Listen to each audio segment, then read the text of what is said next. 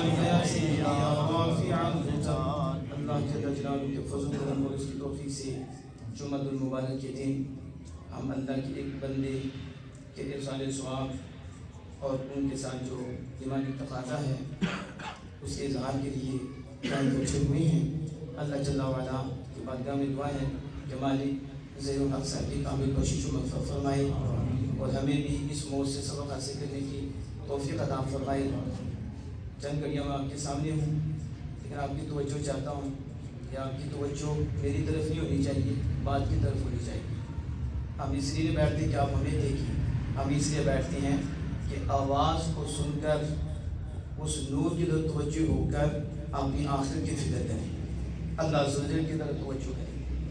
اللہ عز و جل اپنے نبی کریم صلی اللہ علیہ وسلم کی زبان سے فرماتا ہے رب ارحمہما کما ربیانی صغیرا. یوں کہو رب اے مالک ارحم رحم فرما، مہربانی فرما، ہما والدین بھی. کیسے؟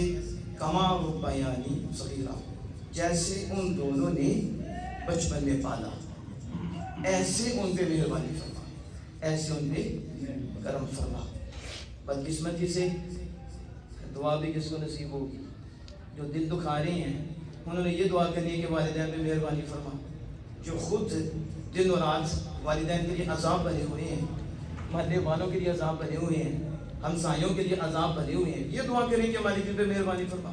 وہ تو چاہتے ہیں یہ مر جائے، ختم ہو جائے، جائیداد میرے ہاتھ میں. جس دور میں اور آپ گزر رہے ہیں باپ کے گلے دبائے جا رہے ہیں، باپ کو قتل کیا جا رہا ہے، ماں کو قتل کیا جا رہا ہے، رحم کی دعا کون کرے گا؟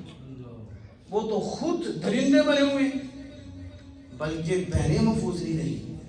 جس دور میں اور آپ گزر رہے ہیں یہ میڈیا اور مسائل ہمارے پاس آتے ہیں، سسر سے نو وہ بھی محفوظ نہیں ہے، بھائی باہر گیا ہوا ہے، بیٹا باہر گیا ہوا ہے، ہمارے پاس مسائل آتی ہیں. کیا کریں ہم؟ یہ تو درندہ بنا ہوا ہے گھر میں، یہ چٹے باپ رکھ کے بھی اس کے اندر ابھی بھی طوفان بدتمیزی کھڑا ہے. جس دور میں اور آپ گزرے ہیں آج کہاں جا رہے ہیں؟ یاد رکھو دعا بھی کرنی چاہیے مالک رحم فرما. تو جو رحم نہیں کرتا اس پہ رحم کیا ہوگا؟ جو کسی پہ رحم نہیں کرتا، مومن کی یہ نشانی نہیں ہے کہ وہ درندہ ہے. مومن کی یہ نشانی نہیں کہ اپنے آپ کو سنوار لے، اپنے آپ کو بہتر کر دے. اگر آپ نے مومن دیکھنا ہے تو پھر تو آپ کو نظر آئے گا وہ مومن کہ جو اپنی بعد میں سوچتا ہے اللہ کے مخلوق کے پہلے سوچتا ہے. ہمیں یہی پڑھایا گیا، ہمیں یہی درس دیا گیا. آج بدقسمتی سے ان ختموں پہ بھی یہ حال ہے، پوچھتے ہیں چھوٹا ہے یا بڑا ہے، تم نے رحم کی دعا کرنی ہے. ظالم ابھی بھی چھوٹے بڑے پہ پڑا ہوا ہے. اگلے کا باپ چلا گیا، ماں چلی گئی، اگلے کے دل پہ کیا گزر رہی ہے؟ جہاں چھوٹا بڑا ہے، یہ تو مزہ ہی نہیں آیا، سادہ نہیں، اچھا نہیں بنا، یہ ختم پہ رکھا گیا ہے، انہوں نے کیا کیا ہے. اور خدا کے بندے تو انسان ہے، تیری نظر مالٹوں پہ ہے، تیری نظر سیبوں پہ ہے، تیری نظر گوشت پہ ہے. تو گوشت کے لیے آیا ہے کہ خالق کائنات کے لیے آیا ہے؟ کیا کریں گے آپ؟ آج ختم کے ختم پڑے گا. سوچے دیکھیں ہماری کدھر چلی گئی. لیکن رب کیا فرماتا ہے؟ یوں دعا کرو. والدین کے لیے کانٹے کھڑے کیے جاتے ہیں، والدین کو تکلیفیں دی جاتی ہیں. ہم نے یہ پڑھا ہے مخلوق کو تکلیف نہیں دینی. ہمیشہ یاد رکھو فرق اسے لگتا ہے جو ہمدردی کا جذبہ رکھتا ہے، جو کسی کا کہ کانٹے کھڑے نہیں کرتا بلکہ کوشش کرتا ہے کانٹے دور کر. آج بدقسمتی سے میں اور آپ جس دور سے گزرے ہیں، بھائی بھائی سے رشتہ چھپاتا ہے. ایسا نہیں ہے، چھپاتا ہے. چچا کو پتہ نہ چل جائے، تائی کو پتہ نہ چل جائے فلاں نے رشتہ کیا ہے، کوئی کانٹا نہ کھڑا کر دے، غلط بیانی نہ کر دے، کس بیانی نہ کر دے، اسے نہیں بتانا. کاروبار کرنے لگے ان کے گھر والوں کو بھی نہ بتائے. یہ مومن ہے. مومن مومن سے پریشان ہوتا ہے، مومن بھائی سے پریشان ہوتا ہے، مومن چچا سے پریشان ہوتا ہے. مومن تو وہ نہیں ہوتا. مومن جہاں بھی ہوتا ہے وہاں خوشبو ہوتی ہے، وہاں کرم ہوتے ہیں، وہاں فضل ہوتی ہیں. میں ذرا بات آگے لے کے جانے لگا ہوں. اللہ عز و جل کیا فرماتا ہے؟ یوں دعا کرو ارحم، مالک میرے والدین پہ مہربانی فرما، میرے والدین پہ کرم فرما. لیکن بتاتا ہے ہمیں کیسے مانگنا ہے، مہربانی کیسے مانگنی ہے. اور یہ جو مہربانی مانگنے کا تصور رب دے رہا ہے، اس سے آگے بھی کچھ تصور دے سکتا ہے؟ اس کے آگے بھی کوئی بتا سکتا ہے؟ جو خالق کائنات جل وعلا اپنے محبوب کے ذریعے ہمیں بتا رہا ہے، ہم پہ فضل فرما رہا ہے، ہم پہ کرم فرما رہا ہے کہ والدین کی مہربانی دیکھو، والدین کی شفقت دیکھو، والدین کا درد دیکھو، والدین کا احساس دیکھو، والدین کا جذبہ دیکھو۔ اللہ جل وعلا کس طرح بیان فرماتا ہے؟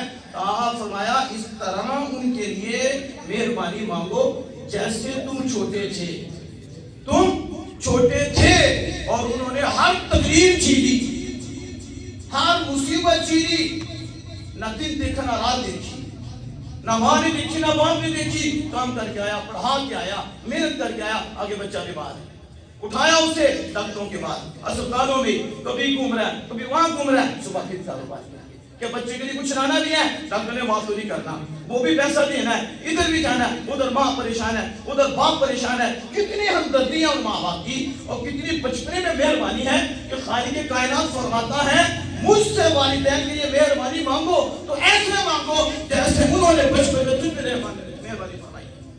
اپنا غور کرو کتنی مہربانی ہے، کتنا کرم ہے۔ کہ میں بات کو کلوز کرنے لگا ہوں، اب توجہ فرماؤ۔ مہربانی، رحم فرمانا، رحم کرنا رب کو کتنا پسند ہے۔ آج دیکھو ہم سلام دیتے ہیں تو سلام کا تصور کیا ہے؟ یہ سنت بھی ہے کہ نہیں؟ آپ بولے تو صحیح، خیرکم الذی یبدأ بالسلام، بہترین شخص وہ ہے جو سلام پہ پہل جائے۔ پھر اس کی آگے کیٹاگریاں ہیں، جواب دینا تو لازم ہے، لیکن کس کے لیے جواب دینا اور کس کو جواب دینا یہ الگ موضوع ہے، لیکن جواب دینا لازم ہو جاتا ہے۔ سلام کرنا سنت مصطفیٰ ہے، تو سلام کا مطلب کیا ہے؟ بتاؤ، سلام کا مطلب یہ دعا ہے؟ کیا دعا ہے؟ کہ تم پر تمہارا مال بھی محفوظ رہے، تمہاری عزت بھی محفوظ رہے، تمہاری جان بھی محفوظ رہے، یہ سلام ہے۔ اور سلام لے کر ہم بہن کو لے جاتے ہیں، سلام لے کر ہم گھر میں جگہ بنا لیتے ہیں، سلام لے کر ہم لوٹتے ہیں۔ اور سلام کیا تھی؟ کہ تیرا مال، تیری جان، تیری عزت مجھ سے محفوظ اور اللہ محفوظ رکھے۔ ہم درندے نہیں ہیں، ہم درندے نہیں، ہم تو بھائی بھائی ہیں۔ ہم پہ تو لازم کیا کہ بھائی کی عزت کی حفاظت کرو۔ تجھ سے بھائی کی عزت پہ حملہ نہیں ہونا چاہیے، بھائی کے مال پہ حملہ نہیں ہونا چاہیے، بھائی کی جان پہ حملہ نہیں ہونا چاہیے، بلکہ دعا کر کہ اللہ تیری جان کی بھی حفاظت فرمائے، اللہ تیری مال کی حفاظت فرمائے، اللہ تیری عزت کی بھی حفاظت فرمائے۔ دیکھیں ہماری سلام کیسی ہے، سلام ایسی ہے، السلام علیکم، کیا ہے، ٹھیک ہے، بوتل لاؤ، پانی لاؤ، سب کچھ رکھ لیا۔ اس کے بعد جب سودا ہو گیا واپس آیا، اب آنکھیں بدل گئی، اب سلام کہاں گئی؟ وہ سلام کس لیے کی تھی؟ کہ آیا ہے جان پہ باندھنے، پھنسانے، ہمارا کام نکل گیا، اب کہاں سلام، اب کہاں کرا؟ آپ سمجھ نہیں؟ یعنی یہ دین سے دوریاں ہیں کہ ہماری رہنمائی کہاں چلی گئی، ہماری مہربانی کہاں چلی گئی۔ دعا کرانی چاہیے، لیکن دعا سے پہلے ایسا کام تو کرو بن کہے دعا کی جائے، بن کہے یہ کام ہو۔ یہاں دیکھو نبی مکرم فخر عالم صلی اللہ علیہ وسلم فرماتے ہیں کہ جس نے کسی مسلمان کو اذیت دی، ذرا کسی مسلمان کو اذیت دی، بلا وجہ شرعی، بلا وجہ تکلیف دی، اس نے مجھ محمد صلی اللہ علیہ وسلم کو تکلیف دی، سنو ذرا، اور جس نے مجھے اذیت دی اس نے خالق کائنات جل وعلا کو اذیت دی۔ آپ مجھے بتائیں آج جو اسلام سے دور ہیں، دین سے دور ہیں، وہ کہتے ہیں اسلام نے کیا دیا؟ ہم نے کہا کمینے اگر اسلام نے کچھ نہیں دیا تو پھر کسی نے کچھ نہیں دیا، اسلام ہی نے تو سب کچھ دیا ہے۔ تیری کیا حیثیت تھی؟ تیرا کیا مقام تھا؟ تیری کیا حالت تھی؟ تجھے ذرے سے آفتاب کس نے بنایا؟ اسلام نے بنایا ہے۔ ماں کو مقام کس نے دیا ہے؟ اسلام نے دیا ہے۔ بیٹی کو مقام کس نے دیا ہے؟ اسلام نے دیا ہے۔ یہ تھوڑا مقام ہے کہ تیرا وہ دل دکھائے، آمینہ کے نام کہتے ہیں اس کا نہیں دکھایا، میرا دکھایا۔ کاش آپ سمجھے کہ رسول اکرم صلی اللہ علیہ وسلم کی ذات پاک فرما رہی ہے، ہاتھوں ہاتھ حرام کر رہا ہے اور نقط و نقد کر رہا ہے، مومن کا دل دکھا رہا ہے اور وہ فرما رہا ہے میرا دکھا رہا ہے۔ آپ سوچ رہی ہیں کہ آج ہمارے ہاں تو دل دکھانا مسئلے کوئی نہیں، ایسے منٹ اور موبائل ہمارے پاس ہے، بس ابھی دل دکھایا، ابھی گھر کے گھر جلا کے رکھ کر آگ لگا دی گھر میں، ڈر کوئی نہیں، خوف کوئی نہیں کہ مومن سے ہمدردی کرنی ہے، مومن کو ستانا نہیں، اس کو تکلیف ہی نہیں. اس میں ایک واقعہ بیان کرتا ہوں کیونکہ ماشاءاللہ اللہ کے فضل و کرم سے علامہ رضوان مدنی صاحب تشریف فرما ہے, ہم ان کی بھی گفتگو سنیں گے. تو میں مختصر سے وقت میں آپ کے سامنے ایک نور رکھ رہا ہوں, توجہ فرما. میں بتا رہا ہوں اسلام کا مزاج. حضرت خاتم اسم یہ وہ ہستی ہیں جن کو کوچ کرنے والے دادا صاحب بھی ہیں اور جن کو کوچ کرنے والے امام غزالی بھی ہیں, اور ولیوں میں وہ مقام پایا ہے دور تک نظر نہیں آتا, اور تقوی میں اتنے تھے کہ بندہ حیران ہو کے رہ جاتا ہے کہ یہ بندے تھے, یہ انسان تھے یا فرشتے تھے. یہ حضرت جی ذرا سنیں اور دل پہ ہاتھ رکھ کے سننا. آپ جب مدینہ پاک تشریف لے کے مدینہ پاک پہنچے, جب وہاں پہنچے تو آپ نے پوچھا یہ کس کا شہر ہے؟ سوال کیسا ہے؟ مدینہ پاک جا کے بھی پوچھنا پڑے گا یہ کس کا شہر ہے. ولی کے پوچھنے میں بڑی قیمتیں ہوتی ہیں. یہ کس کا شہر ہے؟ ہاں یہ رسول اللہ کا شہر ہے. کس کا شہر ہے؟ رسول اللہ صلی اللہ علیہ وسلم کا شہر ہے. تو آپ نے کیا کہا؟ آپ نے کہا حضور کا کوئی پکا مکان دکھا. کیا دکھاؤ؟ پکی مسجد کوئی نہیں. آپ نے کیا, یہ تو فرعون کا شہر ہے. کس کا شہر؟ جب یہ بات کی تو لوگوں نے پکڑ دیا کہ مدینہ پاک کو فرعون کا شہر کہہ لیا. اب وہ پکڑا, بادشاہ کے پاس لے گیا. کہا بادشاہ جلدی نہ کرنا, میں آدمی ہوں. وہ ردی ہے, بات تو سن. بات کیا ہوئی؟ انہوں نے مجھ سے پوچھا ہے تو پھر میں نے ان سے پوچھا ہے. پھر انہوں نے کہا کہ یہ میں نے کہا پکے مکان کس نے بنائے؟ رسول اللہ صلی اللہ علیہ وسلم نے بنائے. کہا نہیں. صحابہ نے بنائے؟ کہا نہیں. تو کہا سب سے پہلے جو پکا مکان بنایا اور چونے اور اینٹ کا جو مکان بنایا ہے وہ فرعون نے بنایا. اللہ کو فرماتا لقد کان لکم فی رسول اللہ اسوۃ حسنہ, رسول اکرم صلی اللہ علیہ وسلم کی زندگی تمہارے لیے بہترین نمونہ ہے. تو جب رسول اللہ صلی اللہ علیہ وسلم نے پکا مکان نہیں بنایا, پکی مسجد نہیں بنائی, صحابہ نے نہیں بنایا, تو پھر یہ رسول اللہ کا طریقہ تو نہیں ہے, یہ رنگ فرعون کا طریقہ ہے. تو پھر جو اس کا شہر ہوا. بادشاہ کہ یہ کس مقام پہ پہنچے ہوئے, حالانکہ پکا مکان بنانا منع نہیں ہے, ناجائز نہیں ہے, بدعت ہے. یہ رسول اللہ صلی اللہ علیہ وسلم نے نہیں کیا, سب کچھ کر سکتے تھے, صحابہ نے نہیں کیا. آج جو لوگ بولتے ہیں یہ بھی بدعت, یہ بھی بدعت, یہ بھی بدعت, ہم نے کہا مسجد ڈالو.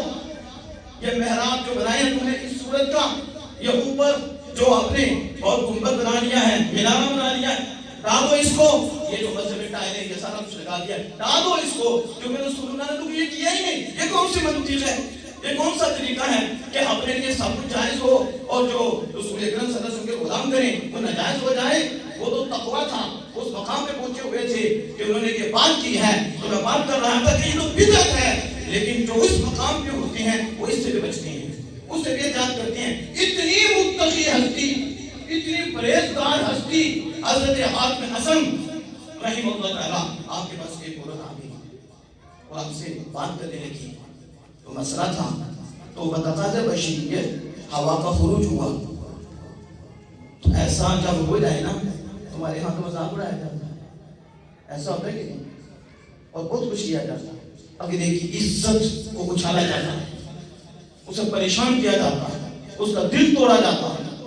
حالانکہ یہ غصے بھی ہوتا ہے, اگر کوئی غصے کرے تو اسے بھی تکلیف ہے. لیکن وہ ولی تھے اور بہت اونچی ہستی تھے.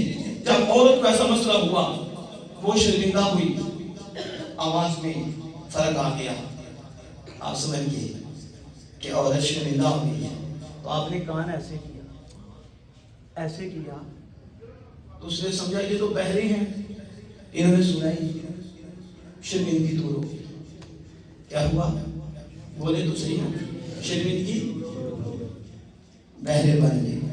میں آپ کو کہوں بہرا, آپ کو تکلیف ہوگی کہ نہیں ہوگی؟ ہوگی. لیکن انہوں نے اپنے آپ کو بہرا کہلوا دیا ایک ہی شرمندگی دور کرنے کے لیے. اور میں نے سنا 20 سال تک وہ عورت زندہ رہی اور 20 سال تک حضرت خاتم اسم یوں ہی سنتے تھے. یہ کیوں؟ اس لیے کہ اگر ایک دفعہ بھی میں نے صحیح سن لیا اور اسے پتہ چلا وہ شرمندہ ہوگی, تو 20 سال تک پہلے ہی ہو کر سنتے رہے. اس عورت کی شرمندگی دور کرنے کے لیے بتاؤ جو عورتوں کی شرمندگی اور مخلوق کی شرمندگی کو دور کرنے کے لیے اتنا جی لیتے ہیں، اتنی تکلیف برداشت کر لیتے ہیں، وہ کب کسی آمنہ کے لال کو غلام کو تکلیف تھی؟ آپ سمجھ رہے ہیں اس چیز کو؟ میں مزید تھوڑی سی آگے بات کرتا ہوں. شیخ سعدی رحمہ اللہ تعالیٰ آپ بتائیں کیا فرماتے ہیں؟ آپ فرماتے ہیں جسے کسی کا غم نہ ہو، ذرا توجہ سے، جسے کسی کا غم نہ ہو اسے اگر آدمی نہ کہیے تو شاید یہ مناسب ہے. کیا بولے تو صحیح نا؟ یہ ولیوں کا میسج دے رہا ہوں کہ جسے آدمی کا غم نہ ہو، شاید ساتھ رحمۃ اللہ فرماتے ہیں اسے انسان ہی نہیں کہنا چاہیے. تو جو غم دے، جو تکلیف دے، اسے کیا کہنا چاہیے؟ ایک ہے غم نہ ہونا، تو کہتے ہیں جسے کسی کا غم نہ ہو وہ آدمی نہیں. کیوں؟ یہ کوئی اور چیز سے بنا، یہ اور چیز سے بنا، ان کا مادہ کوئی الگ الگ ہے، یہ ایک ہی مادے سے بنی ہے، ایک ہی جسم کی مانند ہے، اور اسے اللہ اس کے رسول کی محبت نور بھی ملا ہے. اگر ایک بھائی کو تکلیف ہوتی ہے تو پھر اسے کیوں ہونی چاہیے؟ اس کا بازو اس کا بازو ہے، اس کی آنکھ اس کی آنکھ ہے، اس کا دل اس کا دل ہے. لیکن سمجھے کون؟ جب دل ہی بے حس ہو گئے، جب ضمیر ہی مردہ ہو گئے، جب بندے بے ضمیر ہو گیا اور مردہ ہو گیا، اسے کیا کسی سے کہ یہ بھی کوئی بھائی ہے، یہ بھی میرا کوئی جسم کا حصہ ہے، کہ جس طرح ایک اس کو درد ہوتا ہے دوسرے کو بھی ہونا چاہیے. اسی قدر شیخ صاحب رحمۃ اللہ فرماتے ہیں اسے دوسرے کا غم نہیں، تو کیا وہ اس کا کچھ بھی نہیں ہے؟ اس کو اس کے ساتھ تعلق ہی کوئی نہیں، تو کیا ہے؟ مر گیا ہے کہ مردہ ہو چکا ہے. فرمایا اسے انسان بھی کہنا چاہیے. تو جو کسی کا غم نہ کھائے اسے انسان بھی کہنا چاہیے. تو جو کسی کو غم دے، کسی کو تکلیف دے، تو پھر اسے کیا کہنا چاہیے؟ آپ سمجھ نہیں؟ تو جو میں بات کر رہا تھا ہمدردی کی بات کر رہا تھا. کس کی؟ اور یہ جو ہم بیٹھے ہیں یہ کس لیے بیٹھے ہیں؟ ہمدردی کے لیے بیٹھے ہیں. تو ختموں پہ ہمدردی رہے گی، جنازے پہ ہمدردی ہے، صرف اس وقت کی دعا ہے، آپ کے پیچھے کوئی دعا نہیں، آپ کے پیچھے کوئی کندھا نہیں. آخری بات ہے کہ میرے شیخ صاحب بڑی خوبصورت بات کرتے ہیں کہ جب آپ کسی میت کو 40 قدم کندھا دیتے ہو تو حدیث پاک کا مفہوم ہے کہ اس کے 40 کبیرہ گناہ معاف ہوتے ہیں. کتنے ہوتے ہیں؟ سبحان اللہ کہہ دیا کریں حدیث پاک کا مفہوم سن کے. ٹھیک ہے، بعض بندے بیٹھے مدینہ چلے جاتے ہیں، ہم مجذوب ہو جاتے ہیں، ہم ان پہ بات نہیں کرتے، لیکن یہاں بھی سبحان اللہ نے آپ نے کہہ دی تو پتہ نہیں کہاں کہیں آج رسول اللہ کے لیے کہہ لو کرم ہو جائے گی. باقیوں کے لیے تو ہاتھ بھی اٹھا دیتے ہو، کبھی اللہ کے لیے بھی تو اٹھاؤ نا، کبھی رسول اللہ کے لیے اٹھاؤ نا، اللہ بلند کر دے گا. نعرہ تکبیر، اللہ اکبر، نعرہ رسالت، یا رسول اللہ، غلام ہے رسول کے غلام ہے، غلامی رسول میں موت بھی قبول ہے، تو ہونا عشق مصطفیٰ زندگی فضول ہے. آخری میسج ہے، توجہ سے سن لیں. 40 کبیرہ گناہ اس کے معاف ہوئے جس نے 40 قدم اسے کندھا دیا. مجھے بتاؤ کوٹھی بنا دی، بنگلہ بنا دیا، جاب دے دیا، اسے ہنر سکھا دیا، وہ تو بھی بات ہے. 2 من کوئی دیر کا سامان دے دیا، چاول دے دیا، آٹا دے دیا، یہ دیا، وہ تو مر گیا. لیکن مومن ہے، رسول اللہ سے پیار کرنے والا ہے، اگرچہ گناہ گار ہے. ادھر کوئی کہتے نہیں کہ وہ غوث ہو، وہ قطب ہو، وہ ابدال ہو، نبی ہو، ولی ہو، ماں ہو، باپ ہو، خاص مومن کیا ہو. اب وہ فوت ہو گیا، اس لیے اسے کندھا دیا اور اپنے کندھے پہ اٹھا لیا، بلند کر دیا. اللہ کتنی عزت دیتا ہے، اللہ کتنا کرم فرماتا ہے. میرے شیخ صاحب فرماتے ہیں اور مرنے کے بعد ایک مومن کا احساس کرتے ہو، ایک مومن کا تمہیں جذبہ ہے، اسے بلند کرتے ہو، اس کا سہارا بنتے ہو. اگر وہ مر چکا ہے اسے عزت دیتے ہو تو رب تجھے اتنی عزت دیتا ہے، تجھ میں اتنے کرم فرماتا ہے، صغیرہ بھی کبیرہ معاف کرتا ہے. تو جب مرنے کے بعد سہارا بنتے ہو، رب اتنا نوازتا ہے. تو جو زندگی میں سہارا بنے، جو زندگی میں اسے بلند کر دے، جو زندگی میں اس کا کرتا بن جائے، جو زندگی میں اس پہ رحم کرے، زندگی میں اس پہ مہربانی کرے، بھوکا ہے اس کی بھوک دور کرے، پیاسا اس کی پیاس دور کرے، علم کی ضرورت ہے علم کی دولت ہے اسے نوازے. تو جو مرنے کے بعد رب دیتا ہے اتنا زیادہ، تو جب زندگی میں کرے گا رب کتنا عطا فرمائے گا. وہ قسم ختم ہونی چاہیے. زندہ نو ڈانگا مردے نو بانگا یہ رسم ختم کر دو آج قدر کرو جو آج کرو گے اس کی جو وقت ہے وہ مرنے کے بعد نہیں ہے جو آج دل جیتو گے اس کی قدر ہے مرنے کے بعد نہیں ہے علماء کی قدر کرو صلحاء کی قدر کرو یہ ائمہ دین کی قدر کرو یہ آپ کے بچوں کو دین سے آشنا کرتے ہیں یہی بچے یہی بتاتے ہیں کہ ہم دردیں کرنی ہے یہی بتاتے ہیں کہ کس طرح والدین کا عزت کرنا ہے بھائیوں سے کیسے ملنا ہے بہنوں سے کس طرح ملنا ہے رب کتنا راضی ہوتا ہے رب کتنا فضل فرماتا ہے رب کتنی مہربانی فرماتا ہے ایک شاعر نے بڑی خوبصورت بات کی ہے وہ کیا کہتے ہیں اٹھا کے خود ہی چلنا پڑتا ہے یہ ٹوٹا تھکا بدن فخری اٹھا کے خود ہی چلنا پڑتا ہے یہ ٹوٹا تھکا بدن فخری کہ جب تک سانس چلتی ہے کوئی کندھا نہیں دیتا کہ جب تک سانس چلتی ہے کوئی کندھا نہیں دیتا اللہ جل وعلا سے دعا ہے اپنے محبوب کریم صلی اللہ علیہ وسلم کے صدقہ سے حاضر کو قبول فرمائے زین صاحب کے والد محترم کی کامل بخشش و مغفرت فرمائے